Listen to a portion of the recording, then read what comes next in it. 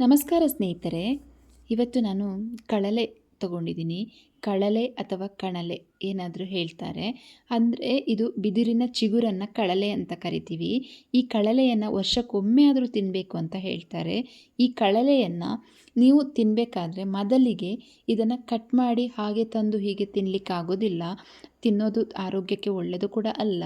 ಹಾಗಾಗಿ ಇದನ್ನು ಒಂದು 3 ದಿನ ಆದರೂ ನೆನೆ ಹಾಕಿ ಇಟ್ಟು ದಿನ ದಿನ ಅದರ ನೀರನ್ನು ಚೇಂಜ್ ಮಾಡಿ 3 ದಿನ ಆದ ನಂತರ ನೀವು ಉಪಯೋಗಿಸಿದರೆ ನಿಮ್ಮ ಆರೋಗ್ಯಕ್ಕೆ ಒಳ್ಳೆಯದು. ಯಾಕಂದರೆ ಇದರಲ್ಲಿ ಒಂದು ಸಣ್ಣ ಪ್ರಮಾಣದ ವಿಷದ ಅಂಶ ಇರೋದರಿಂದ ಇದನ್ನು ಒಂದು 3 ದಿನ ನೆನೆ ಇಟ್ಟು ಇದನ್ನು ಆಮೇಲೆ ಉಪಯೋಗಿಸೋದ್ರಿಂದ ತುಂಬಾ ಒಳ್ಳೆಯದು. ಹಾಗೆ ಈ ಕಳಲೆ ಸ್ವಲ್ಪ ಹೀಟು ಪದಾರ್ಥ, ಅಂದರೆ ದೇಹದ ಉಷ್ಣತೆಯನ್ನು ಜಾಸ್ತಿ ಮಾಡೋದ್ರಿಂದ ಇದಕ್ಕೆ ನಾನಿಲ್ಲಿ ಮೊಳಕೆ ಬರಿಸಿದ 1 ಕಪ್ ಹೆಸರು ಕಾಳನ್ನು ತಗೊಂಡಿದ್ದೇನೆ. ಹೆಸರು ಕಾಳು ನಮ್ಮ ದೇಹವನ್ನು ತಂಪಾಗಿರಿಸುತ್ತೆ. ಹಾಗಾಗಿ ಇದಕ್ಕೆ ಒಂದು ಮಸಾಲೆಯನ್ನು ರೆಡಿ ಮಾಡ್ಕೊಳ್ಳಿಕ್ಕೋಸ್ಕರ ನಾನಿಲ್ಲಿ ಒಂದು ಅರ್ಧ ಕಪ್ಪು ಅಂದರೆ ಒಂದು ತೆಂಗಿನಕಾಯಲ್ಲಿ ಅರ್ಧದಷ್ಟು ತೆಂಗಿನಕಾಯಿ ತುರಿಯನ್ನು ತಗೊಂಡಿದ್ದೇನೆ. ಒಂದು 5ರಿಂದ 6 ಬ್ಯಾಡಿಗೆ ಮೆಣಸಿನಕಾಯಿ, 1 ಸ್ಪೂನು ಧನಿಯಾ, ಒಂದು ಅರ್ಧ ಸ್ಪೂನು ಜೀರಿಗೆ, 1/4 ಸ್ಪೂನು ಕಾಳು ಮೆಣಸನ್ನು ತಗೊಂಡಿದ್ದೇನೆ. ಖಾರ ನಿಮಗೆ ಕಡಿಮೆ ಬೇಕಾದರೆ ಕಡಿಮೆ ಸಹ ತಗೊಳ್ಳಿ, ಪರವಾಗಿಲ್ಲ. ಇಲ್ಲಿ ಹಾಗೆ ಒಂದು ಈರುಳ್ಳಿನ ಹಚ್ಚಿಟ್ಕೊಂಡಿದ್ದೇನೆ.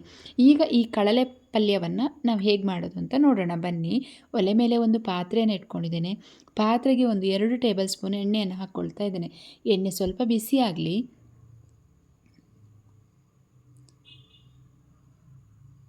ಇದರ ಪಲ್ಯ, ಗೊಜ್ಜು ಅಥವಾ ಸಾಂಬಾರು ಯಾವ ರೀತಿ ಬೇಕಾದರೂ ನೀವು ಮಾಡ್ಕೊಳ್ಬೋದು. ನಾನಿಲ್ಲಿ ಪಲ್ಯವನ್ನು ಮಾಡ್ತಾ ಇದ್ದೇನೆ.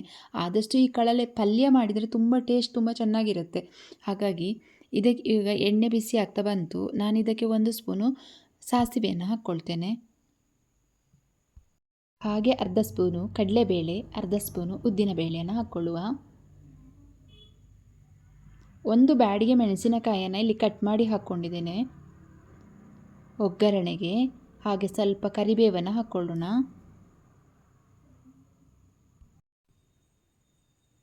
ಈಗ ಇದು ಒಗ್ಗರಣೆ ರೆಡಿಯಾಗಿದೆ. ನಾವಿದಕ್ಕೆ ಹಚ್ಚಿಟ್ಕೊಂಡಿರುವಂಥ ಈರುಳ್ಳಿಯನ್ನು ಸೇರಿಸ್ತಾ ಇದ್ದೀನಿ. 1 ಈರುಳ್ಳಿಯನ್ನು ಈ ರೀತಿ ಸಣ್ಣದಾಗಿ ಹಚ್ಚಿಟ್ಕೊಂಡಿದ್ದೀನಿ. ಈಗ ಈರುಳ್ಳಿಯನ್ನು ಕೂಡ ಚೆನ್ನಾಗಿ ಫ್ರೈ ಮಾಡಿಕೊಳ್ಳುವ.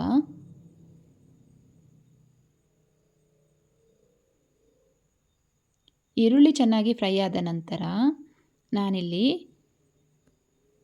ರೆಡಿ ಮಾಡಿ, ಅಂದರೆ ತೊಳೆದು ಕ್ಲೀನ್ ಮಾಡಿ ಇಟ್ಕೊಂಡಿರುವಂಥ ಕಳಲೆಯನ್ನು ಸೇರಿಸ್ತಾ ಇದ್ದೀನಿ.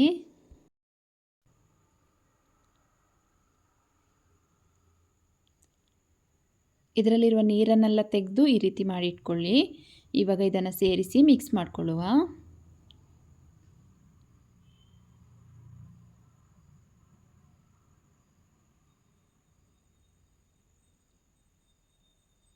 ಈಗ ನಾನು ಇದಕ್ಕೆ ಮೊಳಕೆ ಬರಿಸಿದಂಥ ಹೆಸರು ಕಾಳನ್ನು ಕೂಡ ಹಾಕ್ಕೊಳ್ತಾ ಇದ್ದೇನೆ. ಇದನ್ನು ಕೂಡ ಹಾಕಿ ಚೆನ್ನಾಗಿ ಮಿಕ್ಸ್ ಮಾಡಿಕೊಳ್ಳುವ.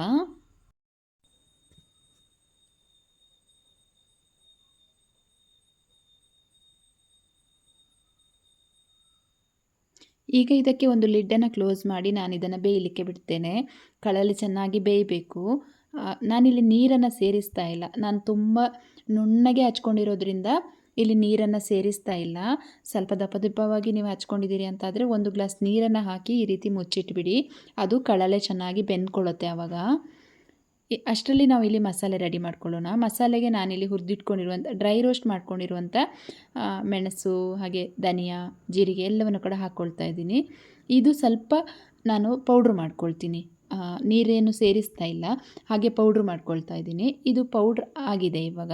ನಂತರ ನಾನು ತುರಿದಿಟ್ಕೊಂಡಿರುವಂಥ ಕಾಯಿ ತುರಿಯನ್ನು ಸೇರಿಸ್ತಾ ಇದ್ದೇನೆ.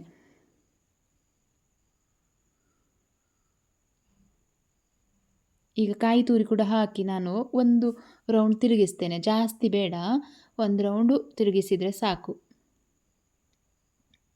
ಸ್ವಲ್ಪ ತರಿತರಿಯಾಗಿದ್ದಾಗ ಮಸಾಲೆ ತುಂಬ ಚೆನ್ನಾಗಿರುತ್ತೆ.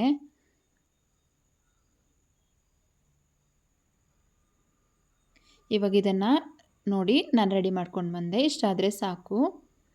ಈಗ ಮಸಾಲೆ ಪರ್ಫೆಕ್ಟಾಗಿ ರೆಡಿಯಾಗಿದೆ ನೋಡಿ. ಇಷ್ಟಾದರೆ ಸಾಕು.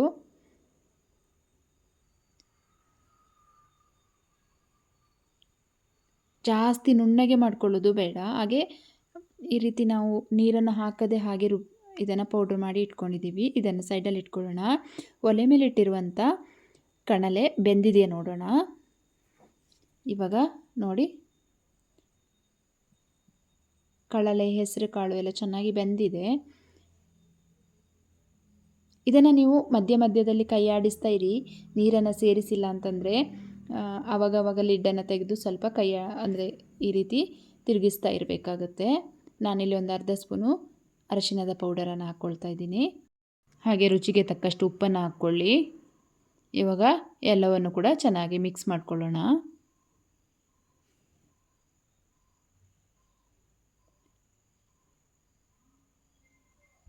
ಈಗ ನಾನು ಪೌಡ್ರ್ ಮಾಡಿ ಇಟ್ಕೊಂಡಿದ್ದೀನಲ್ಲ ತೆಂಗಿನಕಾಯಿ ತುರಿ ಹಾಗೂ ಮಸಾಲೆಯನ್ನು, ಅದನ್ನು ಕೂಡ ಇದರಲ್ಲಿ ಹಾಕ್ಕೊಳ್ತೀನಿ.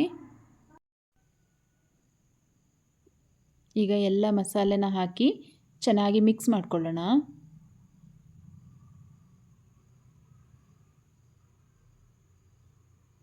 ಈ ರೀತಿ ಮಸಾಲೆ ಹಾಕಿ ಮಿಕ್ಸ್ ಮಾಡಿ ಇನ್ನೊಂದು 2 ನಿಮಿಷ ನಾನು ಈ ರೀತಿ ಲಿಡ್ಡನ್ನು ಕ್ಲೋಸ್ ಮಾಡ್ತೀನಿ. ಈಗ ಲಿಡ್ಡನ್ನು ತೆಗೆದು ನೋಡುವ. ನೋಡಿ, ಪಲ್ಯ ಸೂಪರಾಗಿ ನಮ್ಮ ಟೇಸ್ಟಿಯಾಗಿರುವಂಥ ಕಳಲೆ ಪಲ್ಯ ರೆಡಿಯಾಗಿದೆ. ಕಳಲೆ ಪಲ್ಯ ಅಥವಾ ಕಣಲೆ ಪಲ್ಯ ಅಂತಾರೆ. ತುಂಬ ಚೆನ್ನಾಗಿರುತ್ತೆ ಇದು. ಒಮ್ಮೆ ಇದನ್ನು ಮಾಡಿ ನೋಡಿ. ನೀವು ಕೂಡ ಮನೆಯಲ್ಲಿ ಮಾಡಿ ಹೇಗಿದೆ ಅಂತ ನನಗೆ ಕಮೆಂಟ್ ಬಾಕ್ಸಲ್ಲಿ ತಿಳಿಸಿ. ಹಾಗೆ ಈ ವಿಡಿಯೋ ನಿಮಗೆ ಇಷ್ಟ ಆದರೆ ಒಂದು ಲೈಕ್ ಮಾಡಿ, ಶೇರ್ ಮಾಡಿ, ಕಮೆಂಟ್ ಮಾಡಿ. ನಮ್ಮ ಚಾನಲನ್ನು ಸಬ್ಸ್ಕ್ರೈಬ್ ಮಾಡ್ಕೊಂಡು ನೋಡಿ. ಹಾಗೆ ಇಷ್ಟೋ ತನಕ ನನ್ನ ವಿಡಿಯೋ ನೋಡಿದ್ದಕ್ಕಾಗಿ ನಿಮಗೆಲ್ಲರಿಗೂ ತುಂಬು ಹೃದಯದ ಧನ್ಯವಾದಗಳು. Thank you. Bye bye.